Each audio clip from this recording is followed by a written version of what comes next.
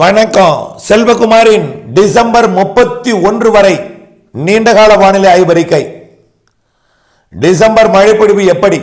இப்பொழுது தொடங்கி 2024 நவம்பர் 27 புதன்கிழமை அதிகாலை நிலவர வானிலை பதிவு. தற்பொழுது இலங்கையின் திரிகோணமலை அருகே நீடித்துக் கொண்டிருக்கக்கூடிய ஆழ்ந்த காற்றழுத்த தாழ்வு மண்டலம் இன்றைக்கு ஃபின்ஜல் புயலாக உருவெடுக்க இருக்கிறது. மதியத்திற்குள் ஃபின்ஜல் புயலாகி வெப்ப நீரோட்டத்தை பிடித்துக் கொண்டே தமிழ்நாட்டின் கரைக்குத்தான் வரும். வேறெங்கும் விலகி செல்வதற்கு வாய்ப்பில்லை. உலக மாதிரிகள் பல்வேறு மாதிரிகள் விலகி செல்வதாக காட்டினாலும் தமிழ்நாட்டுக்கு மழை தரும் அமைப்பாகவே அமையும், மாற்றம் இல்லை. படிப்படியாக மழை பொழிவு தீவிரமடையும். தற்பொழுது இந்த நள்ளிரவு அதிகாலை நேரத்தில் மழை தூறலாக தொடர்ந்து கொண்டிருக்கிற நிலையில் தீவிரமாக ஒரு கனமழை பொழிவு இல்லாத நிலையில், அதாவது இரவிலிருந்து அதாவது மாலை 6 மணிக்கு பிறகு சற்று தீவிரம் இல்லாத நிலையில் இருக்கிற நிலையில் மழை பொழிவு தொடர்ந்து தூறலாக நீடித்துக் கொண்டிருந்தாலும் குளிரலையினோட தாக்கம் இருக்கிற காரணத்தினாலே குளிர் சதவிகிதம் கூடுதலாக இருக்கிற காரணத்தினாலே மேக உற்பத்தி மட்டும் நடைபெறுகிறது.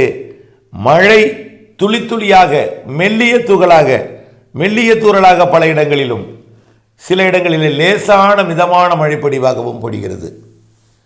கண்டிப்பாக இந்த குளிரலையிலேயே லேசான மழை பொழியும் இந்த சூழலிலே பொழுது விடிந்ததும் வெப்பம் உயரும் பொழுது வளிமண்டலத்தில், அதாவது மேகத்திற்கு மேலே வெப்பம் உயரும் பொழுது ஆந்திர பிரதேசம் மற்றும் தெலுங்கானா பகுதியிலிருந்து வரக்கூடிய குளிர்காற்று வரும் வழியில் வெயில் வந்ததும் வெப்பமடைந்து உள்ளே வரும் பொழுது கண்டிப்பாக குளிர் சதவீதம், அதாவது குளிர்ச்சித்தன்மை குறைந்து வெப்பம் சற்று உயரும் என்பதனால பொழுது விடிந்ததும் காலை முதல் கனமழை காத்திருக்கிறது. கண்டிப்பாக தென் மாவட்டங்கள் நேற்றே தொடங்கிவிட்டது. தூத்துக்குடி மற்றும் ராமநாதபுரம், சிவகங்கை, புதுக்கோட்டை மாவட்டத்திலேயும் மழை தொடங்கிவிட்டது. பொழுது விடிந்ததும் உள் மாவட்டங்கள், மேற்கு தொடர்ச்சி மலை மாவட்டங்கள் காலை மதியம் முன்னேறி கேரளா வரைக்கும், கர்நாடகா வரைக்கும், ஆந்திர பிரதேசம் வரைக்கும், தமிழ்நாட்டின் ஒட்டுமொத்த மாவட்டங்களுக்கும், எல்லா மாவட்டங்களுக்கும், அதேபோல தமிழ்நாட்டின் டெல்டா மாவட்டங்கள் மற்றும் அதனை ஒட்டியுள்ள கடலூர் மற்றும் புதுக்கோட்டை மாவட்டங்களுக்கும், உள்ளே திருச்சி வரை, அரியலூர், பெரம்பலூர் உட்பட மிக அதிகன மழைப்பொழிவில் மாற்றம் இல்லை. தொடர்ச்சியாக மழைப்பொழிவை கனமழைப்பொழிவாக பொழுது விடிந்ததும் காலையிலிருந்து கொடுக்க வாய்ப்பு இருக்கிறது. கண்டிப்பாக இது சென்னை திருவள்ளூருக்கும் கொடுக்கும். வரக்கூடிய 29ஆம் தேதி வரை டெல்டா மாவட்டங்களுக்கு மழைப்பொழிவு படிப்படியாக அதிகரித்து தான் காணப்படும். திரிகோணமலை அருகே நீடித்துக் கொண்டிருந்தாலும் நகர்வதில் வேகம் குறைந்திருக்கிறது. வட இலங்கை வந்ததும் ஃபின்ஜல் புயலானது செயலிழந்து காற்றழுத்த தாழ்வு மண்டலமாகவோ அல்லது நன்கமைந்த காற்றழுத்த தாழ்வு பகுதியாகவோ செயலிழந்து 29ஆம் தேதி கடலூர் மாவட்டத்திற்கு கிழக்கே வந்து 30ஆம் தேதி இன்னும் விழுப்புரம் மாவட்டத்திற்கு கிழக்கே வந்து 1ஆம் தேதி சென்னைக்கும் புதுச்சேரிக்கும் இடைப்பட்ட பகுதியில், மரக்காணம், மாமல்லபுரம், கல்பாக்கம் இதன் இடைப்பட்ட பகுதியில் செயலிழந்து அதீத மழைப்பொழிவை வடகடலோர மாவட்டங்களுக்கு அந்த நேரத்தில் கொடுத்து கொண்டு 29ஆம் தேதி வரை டெல்டா மாவட்டங்களுக்கும் தென்கடலோரத்திற்கும் வடகடலோரத்திற்கும் கொடுக்கும். அதே வேளையில் 30ஆம் தேதி டிசம்பர் 1ஆம் தேதி அனைத்து மாவட்டங்களுக்கும் மழைப்பொழிவை அதிகரிக்க செய்யும் அமைப்பாக செயலிழந்து பரவும். இது தெற்கு கர்நாடகா, வடக்கு கேரளா வழியாக காசர்கோட் மற்றும் மங்களூர் இடைப்பட்ட பகுதியில் அரபிக்கடலில் போய் இறங்கும்.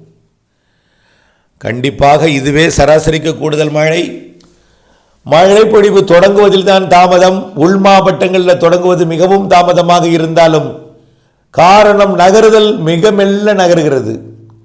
குளிரலை நேற்று முன்தினம் இரவு ஆக்கிரமித்தது. நேற்று குறைவாக ஆக்கிரமித்தாலும் மழைப்பொழிவு தொடர்ந்து கொண்டிருக்கிறது. பொழுது விடிந்ததும் மழைப்பொழிவு தீவிரமடையும். கண்டிப்பாக வரக்கூடிய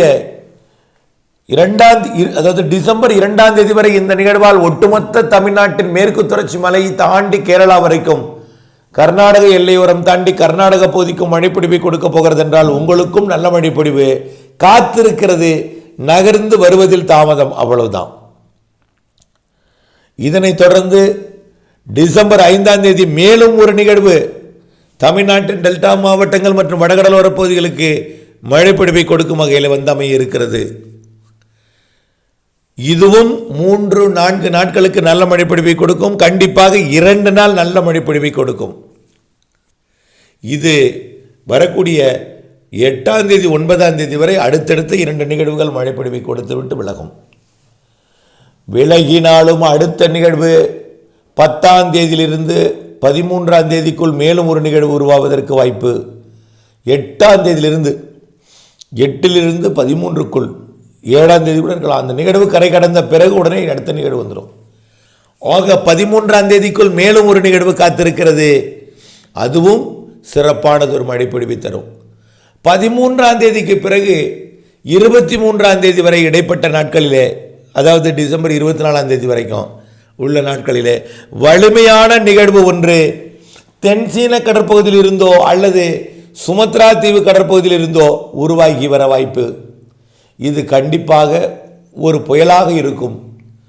புயலாக இருந்தாலும் செயலிழந்து கரை கடக்கும் பொழுது அதீத மழைப்பொழிவை அனைத்து மாவட்டங்களுக்கும் அதுதான் சராசரிக்கு மிகுதியாக கொடுக்கும். இதுவும் மிகுதி தான், அது மிகவும் மிகுதி எனலாம். அதாவது டிசம்பர் 13லிருந்து 23ஆம் தேதி இப்படி அந்த நிகழ்வு தமிழ்நாட்டின் அனைத்து மாவட்டங்கள் ஏரி குளங்களை நிரப்பும் என்று எதிர்பார்க்கப்படுகிறது.